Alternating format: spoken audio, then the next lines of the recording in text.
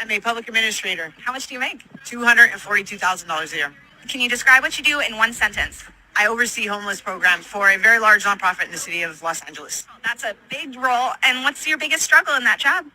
Not enough housing, not enough housing, not enough housing. All right, today we're going to expose this entire grift. First, I dug around a little bit, and the nonprofit that she worked for is called LA Family Housing. And according to their IRS Form 990, they received $65 million in government grants last year. And you know how she talked about housing being so important? Well, this is what they're talking about. LA Family Housing is transforming a 1950s motel into apartments for supportive housing. But then you look at the price tag, $60 million for 41 apartments. In other words, it feels like affordable housing is like you're supporting a business. $60 million. LA has a homeless population of over 75,000, and that's how they think $60 million of taxpayer money should be spent. That's either incompetence or gross negligence, and I'm thinking the latter. Because here's what I think the scheme is with all these affordable housing units that are popping up all over Los Angeles. It's a complete bait and switch scam. Because here's what's going on. The construction of affordable housing developments is subsidized by public funds. In exchange, rents are regulated by covenants, but these covenants carry an expiration date. And once a covenant expires, a building's owner is not required to pay back any public funds. Rather, he is freed from all regulations which kept rents down, able to extract and hoard all future profits. And in the city of Los Angeles alone, there is an estimated 11,000 affordable housing units which will convert to market rate within the next 5 years. So these massive public housing projects are nothing but a huge money laundering scheme between these real estate developers and these nonprofit administrators who are making monster salaries, and also politicians who I assume are getting kickbacks, allegedly.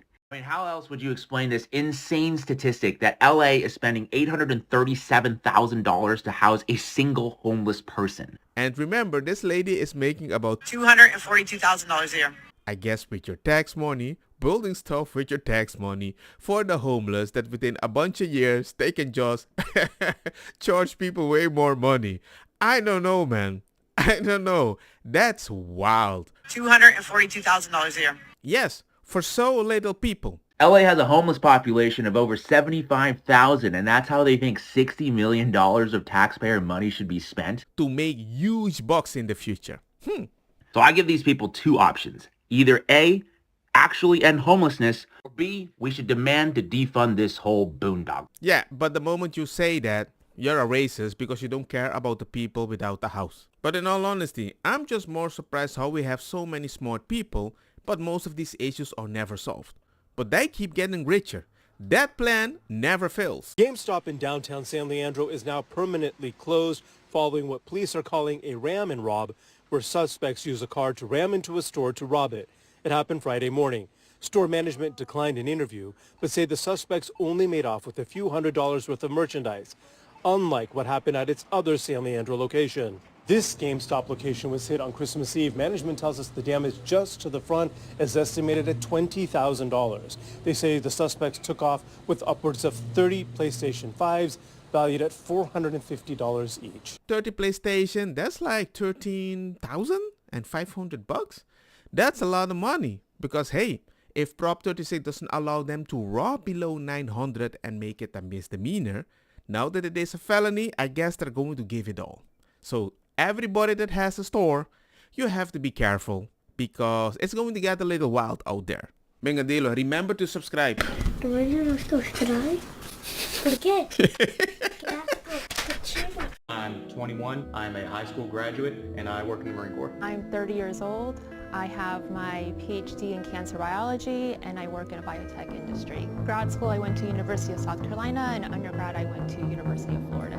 1, 2, 3, 4, 5, 6. 2, me, I don't know. PhD, cancer biology scientist. I work in a biotech company. We make COVID-19 testing kits, stuff like that. And then 6.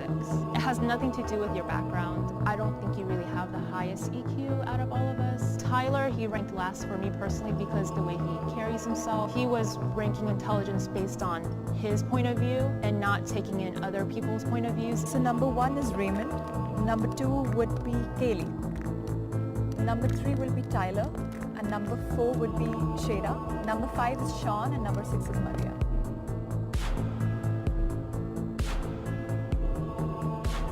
I found it interesting the way she thought and the way that he was only seeing the things of his point of view and I take everybody's view in consideration. But you were actually saying, I'm smarter. But the test said you were not smarter than him at all.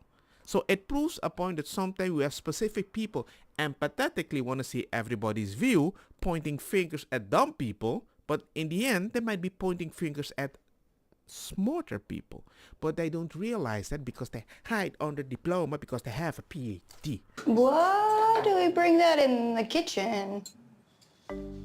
I thought that needed to be in the center of the house. First we do it here, then. Okay. I just don't understand why there's cow manure in the kitchen, to be honest. Cow is considered God. Yeah, but culture, it's because poop on the kitchen table. it has some antimicrobial properties. So this is why it is used to purify the things. What the I try to be very respectful of their customs, their culture, and everything like that. But I draw the line, I draw my boundaries at this, right here. This is disgusting. मम्मा हर gate पे गोमूत्र का छिड़काव कर दो. हाँ जरा से कर दो. हाँ कर दे. शुद्धि हो जाएगी थोड़ी सी, है ना, अपने उससे.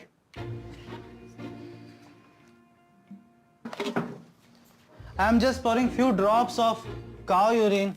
Why? A few drops, just few drops. Why? I told you that it has some antimicrobial properties. This is why it is used. Okay. I don't want my house to smell like a petting zoo. It will go away. It really smells like cow poop in the house now. I don't understand. All I have to say is this. This seems to be like a Western girl and she's decided all the cultures are not that different.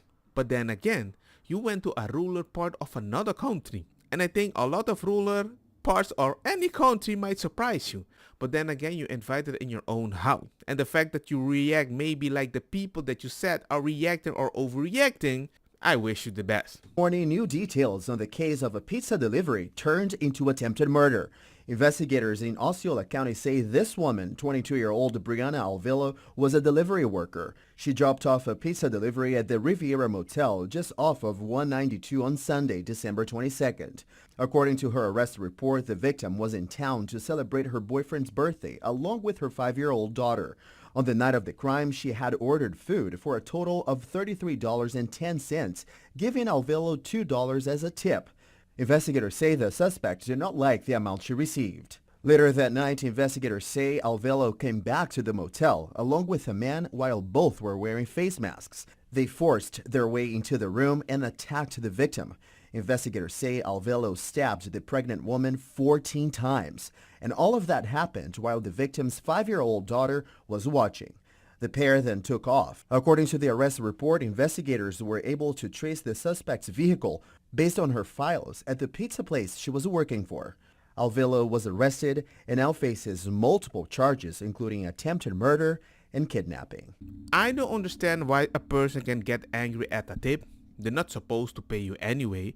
But the fact that you came back at a woman celebrating a birthday party, you might see that she's happy or vulnerable, and you came back, that's a little wild. So I googled Osceola County. I found correction and jail services. I scrolled down and clicked view arrest reports. I wrote down her name, search, and I found her. And then you find out they label her as white in prison, which is kind of confusing. So I asked ChatGPT, a logical robot, right? In summary, the labeling of some Hispanic individual as white in prison is more of a result of flawed data collection practices than an intentional attempt to manipulate statistics. However, this approach does contribute to misunderstanding and highlights that need to be more accurate and inclusive reporting in the criminal justice system. And personally, for an ideology, I don't think they're very inclusive with that information. Sa kita bong, puta fire na mi blonde kush hash purple skunk criollo colombici jam jam tur loqueta verdeta welcome.